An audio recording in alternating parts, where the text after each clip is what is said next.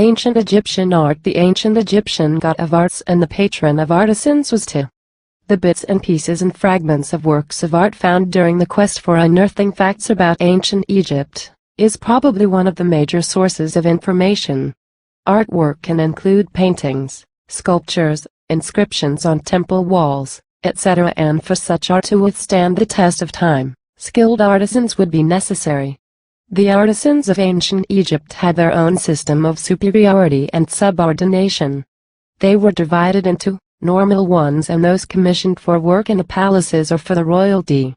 However, there was no freedom of artistic expression and the craftsmen were forced to obey stringent rules of art and craft for more than 1,000 years. The artwork was normally carried out in workshops or, based on the subject of the art, on site, that is temples or tombs. They even formed or stayed in nearby villages where they were employed to work on tombs and temples, often for months or years at a time. The ancient Egyptians looked for sturdiness and durability as well as beauty in their art. This is why so much of their work has survived to this day. They succeeded in creating art that was timeless.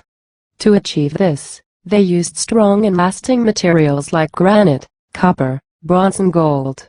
Their paintings and artwork was geometrically regular and their observance and capture of nature in the art forms was a feature of their work. Angles, planes and geometry had utmost importance. The artwork of ancient Egyptians consisted of statues, pottery, jewelry, paintings, and all of them displayed similar characteristics as if made by applying the same formula, yielding comparable results. Innovation and originality were shunned, rather, creating almost exact replicas of previous masterpieces was the penultimate art. Therefore, although the art remained beautiful and impassioned, there was nothing new in the offing for more than thousands of years. In lieu of exact depiction of a scene, symbols were used, whereas the paintings in the tombs were known to present the image of afterlife. Since they were so diligent in preserving the dead and supplying them with all those things they may have need for, in the afterlife, tombs were filled with pottery, pallets of cosmetics, weapons, figurines, ivory carving, etc. Later, the practice of creating life-size or gigantic statues and sculptures of the pharaohs and gods became very popular. These were made from limestone. Paintings were not the primary art form, sculpture was.